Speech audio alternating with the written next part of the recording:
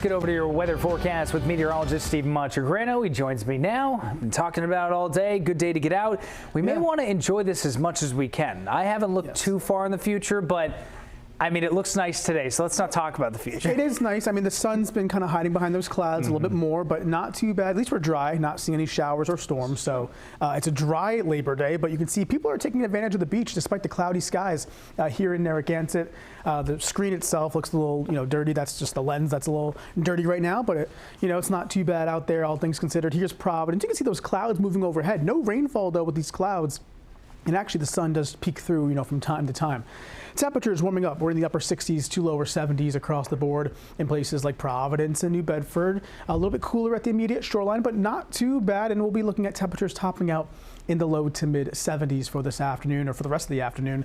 Live radar, nice and dry, not tracking any kind of rain, which is good news, of course. Three key things.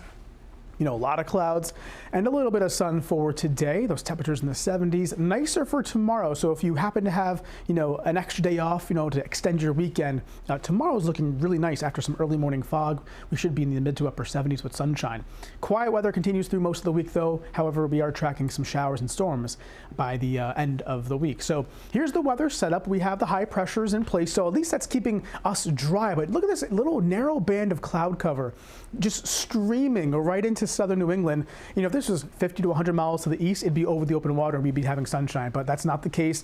There's a little weak disturbance here that's off this low pressure way offshore, and it's just enough to give us some of that, cloud cover kind of shooting up into southern New England. So that's what we're looking at for today with the clouds out there.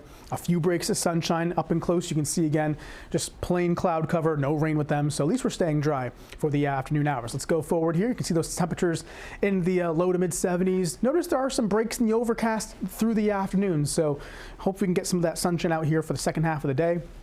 Tonight, staying quiet and dry overnight into tomorrow. Watch out for some early morning fog, though, Tuesday morning, as many of you are going back to work and school.